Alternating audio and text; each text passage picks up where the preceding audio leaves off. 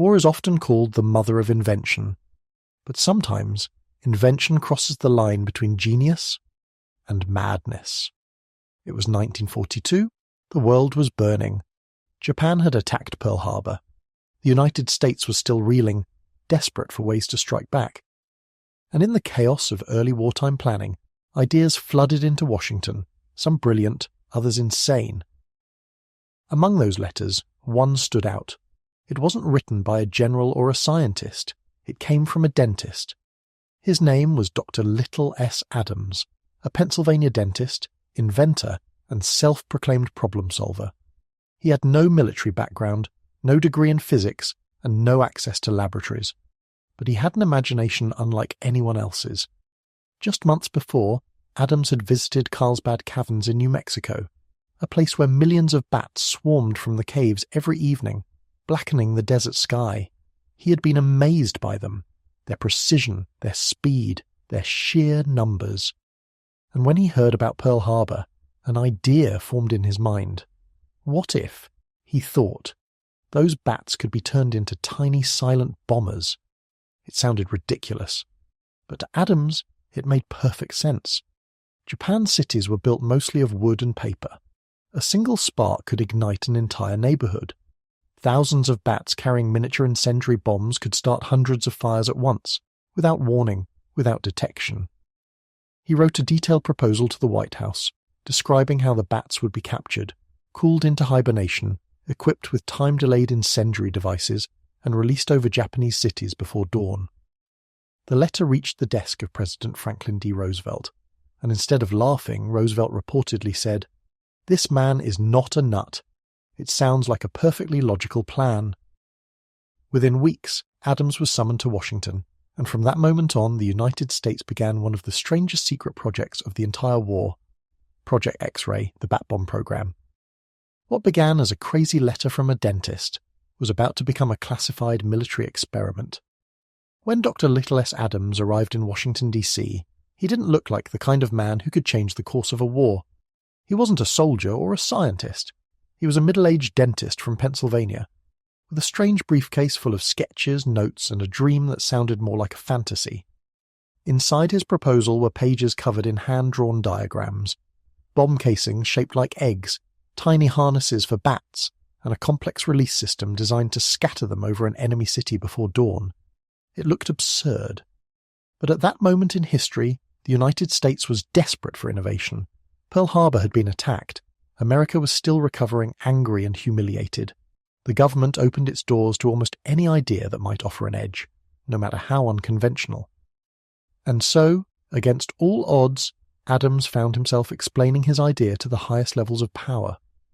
Military officers, scientists, even members of Roosevelt's staff, all listening as the soft-spoken dentist described how bats could win the war.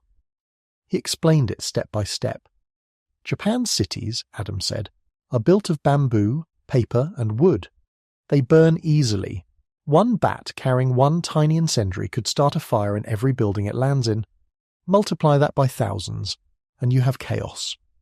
It wasn't completely insane. Japanese cities were indeed vulnerable to fire, and bats, silent, small, and able to hide in the tiniest crevices, could reach places no bomb ever could. President Franklin D. Roosevelt read the proposal himself, and instead of rejecting it, he reportedly scrawled a note across the top. "This man is not a nut. It sounds like a perfectly logical plan." That one sentence changed everything. Soon after, the Army Air Forces took interest, assigning Adams to develop the idea under official supervision. He was given access to scientists, engineers, and funding. The project needed a name, something secret, simple, and impossible to guess. They called it Project X-ray. Adams began by recruiting an unlikely team, biologists, chemists, and animal experts. Among them was Jack Kufer, a young naturalist who specialized in bats, and Louis Fieser, the Harvard chemist who had helped invent napalm. If anyone could create a small, powerful, and controllable incendiary, it was Fieser. The plan was elegant in its insanity. Capture thousands of Mexican free-tailed bats, small, fast, and plentiful in the American Southwest. Place them in hibernation by cooling them to near-freezing temperatures, making them easy to transport. Attach tiny, time-delayed incendiary bombs weighing less than an ounce. Load them into specially designed bomb canisters that would release them mid-air. As they descended, the bats would awaken, scatter across miles of urban area, and hide in wooden buildings until their fuses ignited. Each bomb would burn for minutes, setting fires that would merge into massive infernos. Thousands of bats could devastate an entire city without a single explosion. But the test didn't go smoothly at first. Bats are wild creatures, and controlling them proved harder than Adams expected. At one test site, a few of the armed bats woke up too early and flew straight into the base's fuel storage area. Moments later, boom! A small inferno erupted. Trucks burned, tents caught fire, and the command staff was forced to evacuate the range. And yet, buried under the embarrassment, was success. The bats worked. They really could carry the miniature bombs, fly into structures, and start uncontrollable fires. The scientists realized that this odd idea had potential, enormous potential. So the project was expanded, more tests were ordered, more funding was approved. Soon, Adams and his team moved operations to the Carlsbad Army Airfield in New Mexico, near the same caverns where he had first dreamed up his plan. There, the team experimented with thousands of bats, perfecting ways to attach incendiaries without harming them, and designing airdrop casings that could hold hundreds of hibernating bats at a time. The desert sky above Carlsbad was soon filled with experimental bomb drops, hundreds of small wings fluttering as the bats were released from aircraft. Soldiers and scientists watched through binoculars as the swarm scattered into the distance, disappearing into hangars, sheds, and barracks, followed by columns of smoke a few minutes later. By the end of 1943, what began as one man's crazy idea had become a secret weapon of the US military. The Army officially designated it a classified project and began preparing it for large-scale production. The only question left was, could it really work in war? The answer would come soon, in a series of secret tests that would both amaze and horrify everyone involved. By mid-1943, Project X-Ray had moved from concept to reality. The US military had officially embraced the idea, assigning it to the Navy Bureau of Ordnance and the Marine Corps for testing. What had started as a scribble in a dentist's notebook was now a fully classified military operation, complete with funding, facilities, and a growing team of experts. Dr. Lytle Adams and his crew were transferred to Dugway Proving Ground, a remote testing site in the Utah desert, where new and experimental weapons were quietly tested far from public eyes. Here, surrounded by mountains and sand, the world's first living bomb was about to take flight. To test the weapon's effectiveness, engineers built a replica Japanese village, modelled after the architecture of cities like Tokyo and Osaka. The buildings were painstakingly accurate. Wooden walls, bamboo frames, paper windows, tatami mats. Everything about them matched Japan's real homes and factories. If the bat bomb could set this village on fire, the military would have proof that Adams' idea was no joke. The team prepared for the first full-scale test.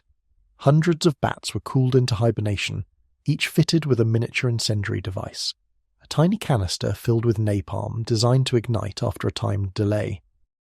Technicians loaded the sleeping bats into specially designed bomb casings that mimicked the shape of a regular bomb but opened mid-air like a flower, releasing the creatures inside. As the aircraft climbed above the desert, everything was silent. Then, the release. The casings opened, and a dark cloud of tiny shapes burst into the early morning sky. At first they fell, limp and still, but then slowly they began to flutter. The bats woke, stretched their wings, and scattered in every direction. Minutes later, smoke began to rise. One hut caught fire, then another. Then the entire mock village was engulfed in flames. The officers observing the test were stunned. What they saw wasn't a simple blaze. It was a chain reaction. Each bat had flown instinctively into dark enclosed spaces, under roofs, inside attics, behind beams. When their time fuses went off, the fires started deep inside the structures, the very places that were hardest to reach or extinguish. Within half an hour, the mock Japanese village was gone, completely consumed. The official report declared the bat bomb highly effective, capable of a more widespread and lasting fire effect than standard incendiary devices.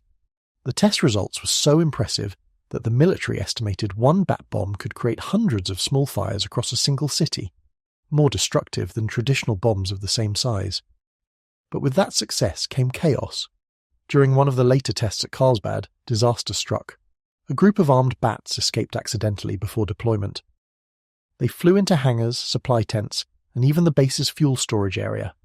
Moments later, explosions erupted. Flames shot up across the airfield. Soldiers ran for cover. The project's own test site was now burning, set ablaze by its own weapon. One officer later wrote in his report, half amused and half horrified, "The bats have proven their effectiveness. Against us." Even after the mishap, the results couldn't be ignored.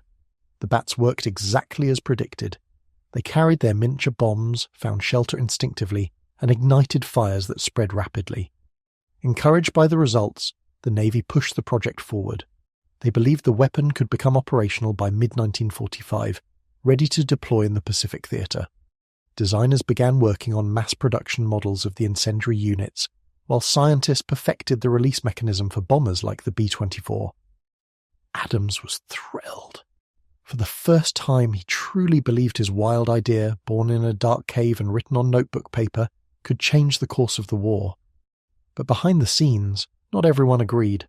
Some officers called the project a distraction, a waste of resources that could be spent on more conventional weapons. Others feared the unpredictable nature of the bats could lead to disaster if deployed over friendly territory or if weather conditions went wrong. Still, the project continued. Quietly, relentlessly. The scientists refined the design, improved the time fuses, and even experimented with chemical coatings to make the bat's bombs more effective against wood and paper. Every new test brought better results and higher hopes. It seemed only a matter of time before the weapon would be used in combat, but time was running out. While Dr. Adams and his team were perfecting their winged bombers in the desert, another group of scientists, led by Robert Oppenheimer, was working on a very different weapon in the mountains of New Mexico. A weapon that didn't rely on biology or stealth. A weapon that could end the war in a single instant. The atomic bomb. Project X-ray had proven itself, but the world was about to change forever. And in that change, there would be no place for Adams' strange, beautiful, terrifying creation. By the winter of 1944, the strange dream of Dr. Lytle Adams, the dentist who wanted to win the war with bats, had reached its highest point. The Navy's top brass had approved more tests. Funding flowed freely, and the engineers at Dugway Proving Ground were confident they could make the weapon combat-ready within a year. Project X-ray was no longer a joke whispered among officers. It was a working weapon system, with measurable success and terrifying potential. The last series of experiments were flawless. The mock villages built in Utah were reduced to ash within hours. Reports to the Navy stated, "The bat bomb is not only feasible, it is one of the most efficient incendiary weapons ever devised." Dr. Adams and his team believed that with enough bats and bombers, they could destroy vast sections of Japan's industrial base, without mass bombing raids, without massive civilian casualties, and without nuclear fallout. It seemed almost humane compared to the horrors of total war. But while the scientists celebrated their success, something else was happening behind closed doors, something that would soon make Project X-ray completely obsolete. In the desert of New Mexico, under the most extreme secrecy, a group of the world's leading physicists were finalizing the Manhattan Project, the development of the atomic bomb. Where Adams was working with wings and fire, they were working with atoms and the power of the sun itself. The military's focus began to shift. Compared to an atomic explosion, even a citywide swarm of flaming bats seemed almost quaint. By mid-1944, the Navy quietly began redirecting resources away from Project X-ray. The final report noted that the weapon would not be ready for operational use until mid-1945, and the brass decided they couldn't wait that long. The war's endgame was already in motion. In December 1944, the project was officially cancelled. No ceremony, no headlines, just a few signatures on a stack of classified documents and a short memo that read, "Project X-ray terminated, not required." Dr. Adams was devastated. He had devoted nearly 3 years of his life to this idea, convinced that it could end the war more cleanly, more efficiently, and with fewer lives lost. Now it was gone. He returned home to Pennsylvania and resumed his work as a dentist and inventor. But he never truly let go of his strange creation. For the rest of his life, Adams defended his idea, insisting that, given more time, it could have ended the Pacific War without the need for atomic bombs. Years later, when the documents were finally declassified, the world learned just how far the US military had gone in its pursuit of unconventional warfare. Scientists and historians were stunned. The plan sounded like science fiction, a swarm of living creatures carrying bombs, yet the data, the reports, and even the photographs proved it was all real. Today, Project X-ray is remembered as one of World War II's strangest experiments, a mix of genius, absurdity, and desperation. And while it never flew into battle, it left behind a haunting question. If the atomic bomb hadn't existed, would the skies over Japan one day have been filled with millions of bats carrying fire? We'll never know. But somewhere in that line between imagination and madness, Dr. Lytle Adams proved that even the smallest creature can inspire one of history's wildest weapons. They called it Project X-ray, a weapon so strange it sounded like a joke. Bats carrying tiny bombs through the night sky, each one capable of igniting a city. It never reached the battlefield. But its story says something deeper about the nature of war, how even the most imaginative minds can be drawn into its machinery. Dr. Lytle Adams wasn't a soldier, he wasn't a general, he was just a dentist with an idea. An idea born from fear, anger, and a desire to protect his country. He believed he could use nature itself to stop a war. And in a way he did. Not through destruction, but through imagination. The bat bomb never flew over Japan. The world never saw the black clouds of wings spreading across wooden rooftops. Instead, another weapon took its place, one that would change history forever. But if you look closely, Project X-ray isn't just a story of madness or failure.